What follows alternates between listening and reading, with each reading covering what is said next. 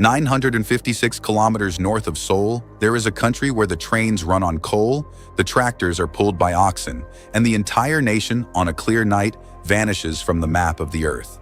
The cars number around 30,000, in a population of 26 million. The internet exists for an estimated few thousand people. The border to the south has not been crossed by a civilian train since 1951. The country is the Democratic People's Republic of Korea. 120,540 square kilometers, roughly the size of the state of Mississippi. 26 million people, one ruling family for 3 generations, and one official ideology, Juche, that has governed every aspect of daily life since 1972. From orbit at night, the satellite image is the most famous photograph of the Korean peninsula ever taken. South Korea blazes, China blazes, Japan blazes. Between them, where 26 million human beings live and work and sleep, there is a black hole the size of England. One pinpoint of light in the middle, Pyongyang. The rest is dark. In 2026, on a planet of 8 billion people and 5.6 billion smartphones, North Korea is the only country on Earth that disappears at sunset. This is the story of a country where time itself was placed under house arrest. The country sits between latitudes 38 and 43 degrees north. To its south, across a line drawn in 1945, lies the Republic of Korea. To its north, the Yalu and Tumen rivers separate it from China. A 17-kilometer stretch in the northeast touches Russia. The Sea of Japan lies to the east. The Yellow Sea lies to the west. The line to the south is called the Demilitarized Zone. It is 250 kilometers long and roughly 4 kilometers wide. It is by most measures the most heavily militarized border on Earth. Estimates of the landmines buried in and around it run from 1 million to 2 million. On either side, nearly 2 million soldiers stand watch. The line was meant to be temporary. In August 1945, 2 U.S. Army colonels were given 30 minutes to divide the Korean peninsula. They used a National Geographic wall map. They chose the 38th parallel because it cut the country roughly in half and left Seoul on the American side. The Soviets accepted the line without objection. 5 years later, the war began. 3 years after that, on July 27, 1953, an armistice was signed at Panmunjom. Not a peace treaty, an armistice. As of 2026, that is 73 years of ceasefire. The 2 Koreas are still technically at war. The population of the North is approximately 26 million. GDP per capita is estimated at around $1,700 a year.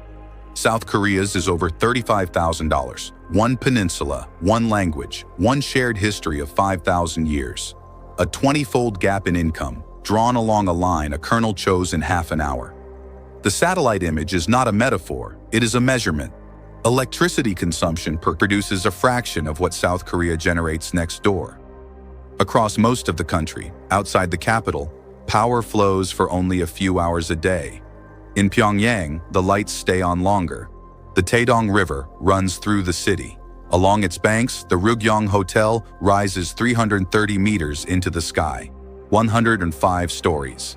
Construction began in 1987. It has never officially opened. For nearly 4 decades, the tallest building in the country has stood empty. North Koreans, in private, are said to call it the Hotel of Doom. The cars are perhaps the strangest detail. In a country of 26 million, the total fleet of private and state vehicles is estimated at around 30,000. That is roughly 1 vehicle for every 867 people. The 6-lane reunification highway south of Pyongyang stretches 170 kilometers toward the DMZ. On most days, it is empty enough that farmers dry grain on the asphalt. The internet, as the rest of the world knows it, does not exist for the population. There is instead a national intranet called Kwangmyong. It holds an estimated few thousand sites. It cannot reach outside the country. Cell phones exist. The network has several million subscribers. But the phones cannot place international calls. They cannot receive them either. A North Korean citizen in 2026 can hold a smartphone in their hand and, with it, never speak to a single person beyond the country's borders. The deeper one travels from the capital, the further back the clock turns. Villages run on wood-burning stoves. Fields are still plowed by oxen. Bicycles outnumber cars by 100 to 1. In winter, temperatures in the northern mountains drop below -30 degrees Celsius, and entire towns go dark by sundown. It is not that the modern world hasn't arrived in North Korea. It is that the modern world has been deliberately kept out. Pyongyang is the showcase. The capital was leveled in the Korean War. By some estimates, 80% of its buildings were destroyed by aerial bombing. What stands today was rebuilt almost entirely from 1953 onward, in the architectural language of Soviet monumentalism. The avenues are vast. Kim Il-sung Square holds 100,000 people. The boulevards were built for parades, not traffic. Beneath the city runs the Pyongyang Metro. 2 lines, 16 stations. The platforms sit in places more than 100 meters underground, among the deepest subway stations in the world. They were designed as nuclear bomb shelters. The stations carry names like Glory, Triumph, Reunification. Inside, the walls are clad in marble. Mosaics stretch the length of the platforms. Chandeliers hang from vaulted ceilings. Above ground, the mass games return every few years to the May Day Stadium, the largest stadium in the world by capacity, 114,000 seats. Tens of thousands of performers move in perfect synchronization. Children hold colored cards that flip in unison to form vast mosaic images across the stands. A single mistake by a single child is visible from across the stadium. Outside Pyongyang, life follows a different rhythm. Rural North Korea is agricultural. Rice paddies, maize terraces, collective farms organized into work units. In 2026, much of the planting and harvesting is still done by hand. Oxen pull plows. Women bend in the fields with sickles. Every citizen is born into a social category called songbun. There are 51 subclassifications, grouped into 3 broad classes: core, wavering, hostile. The classification is inherited from one's father. It determines where one can live, what one can study, whom one can marry. It cannot be changed. In every home, a small loudspeaker is mounted on the wall. It is the state radio. It can be turned down. It cannot be turned off. Between 1994 and 1998, the country endured a famine. The collapse of Soviet aid, 3 years of failed harvests, and the rigidity of the central distribution system combined into catastrophe. Estimates of the dead range from 600,000 to over 2 million. Survivors recall stripping bark from pine trees and grinding it into meal. Since the 1953 armistice, approximately 34,000 North Koreans have escaped to the south. Most crossed first into China, then traveled thousands of kilometers through Southeast Asia before reaching a South Korean consulate. They are, by a wide margin, the smallest refugee population from any closed state of comparable size, because escape is so nearly impossible. The country is mountainous. Roughly 80% of its terrain is upland. Forests cover the north and east. Narrow plains spread along the western coast, where most of the population lives. In the far north, on the Chinese border, rises Mount Paektu, 2,744 meters, a stratovolcano, the highest point on the Korean peninsula. It is sacred to the regime. Official biographies place the birth of Kim Jong-il on its slopes. The volcano last erupted in 1903. At its summit lies Heaven Lake. The crater fills with meltwater and rain to a depth of more than 380 meters, one of the deepest crater lakes on Earth. For 6 months of the year, it is frozen solid. The water is colorless in the hand and a deep mineral blue from above.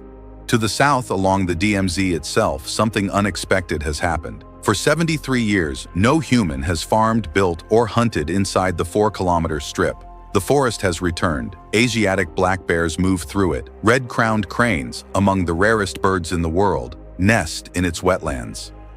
The Amur leopard, fewer than 130 known to exist in the wild, has been photographed near its edges. The most dangerous border on Earth has become, by accident, one of its most important wildlife sanctuaries. 40 kilometers south of Pyongyang lies Kaesong. The city was the capital of the Goryeo dynasty from the 10th to the 14th centuries. 12 of its historic monuments, palaces, tombs, an astronomical observatory, a Confucian academy, were inscribed as a UNESCO World Heritage Site in 2013. They are among the few medieval Korean structures to have survived the 20th century intact. In 2013, on the eastern slope of the Taebaek Mountains, the regime opened the Masikryong ski resort. It was built in 10 months, reportedly by soldiers. 10 slopes, a hotel, a heliport. For most of the year, it stands almost empty. The reunification highway runs 170 kilometers from Pyongyang to the DMZ. The Wonsan-Pyongyang motorway runs another 200. In total, the country has built more than 700 kilometers of motorway. On most stretches, on most days, the asphalt is empty for kilometers at a stretch. Wind moves through the concrete light posts. Crows sit on the lane markings. And behind the Pyongyang skyline, always, rises the Pyramid of the Ryugyong. 330 meters, 105 stories, empty for 39 years. This is where the country becomes harder to hold in the mind. Officially, the literacy rate is 100%. UN agencies, while skeptical of the exact figure, place it among the highest in Asia. Universal schooling is mandatory through age 17. Healthcare is on paper free for every citizen, a Soviet-model system of polyclinics and county hospitals that, in its early decades, drove down infant mortality and raised life expectancy faster than almost any country in the region. The quality has since collapsed. Hospitals run without consistent electricity. Anesthesia is rationed. Tuberculosis, eliminated in most of the developed world, remains endemic. But the structure remains. A North Korean child born in 2026 is, by law, entitled to free medical care from birth to death. The Pyongyang metro stations, with their chandeliers and frescoes, sit beneath a city whose ordinary apartment blocks lose power every afternoon. And then there is the other paradox. The same country that plows its fields with oxen has detonated nuclear weapons. 6 confirmed underground tests between 2006 and 2017. The country in 2026 is one of only 9 on Earth believed to possess a nuclear arsenal. It is the only state to have tested a nuclear weapon in the 21st century. It is also a spacefaring nation. In February 2016, a 3-stage rocket launched from the Sohae station placed the satellite Kwangmyongsong-4 into low Earth orbit. The international community disputed its function. Its orbital path was confirmed by NORAD. North Korea in 2026 is, simultaneously, one of the poorest countries on Earth and one of fewer than 10 nuclear states. A country where most citizens have never made an international phone call has put objects into orbit around the planet. The poverty and the power are not contradictions. They are policies. From the southern edge of the DMZ on a clear winter night, the lights of Pyongyang are not visible. The capital is 195 kilometers north, too far for the human eye. But from the northern edge, on the same night, one can see Seoul, 41 kilometers as the crow flies. 10 million people. A skyline of glass and red aircraft warning lights and digital advertisements scrolling across the sides of skyscrapers. A city that uses more electricity in one evening than entire provinces of the north consume in a month. The two cities share a language. They share a 5,000-year history. They share the same alphabet, invented by the same 15th century king. Their grandparents were neighbors. In 1994, a survey in South Korea found that nearly 90% of citizens supported reunification with the North. By 2026, that figure has fallen below 50%. The younger the respondent, the lower the number. A generation has grown up in Seoul that has never met anyone from Pyongyang, that does not remember a Korea that was whole, that quietly suspects the line drawn by 2 colonels in 1945 may now be permanent. The line was meant to be temporary. Somewhere tonight, in a country of 26 million people, the last lights of Pyongyang are going out. The state radios in the apartment blocks are turning themselves down to a whisper. The oxen are stabled. The empty highways are emptier still.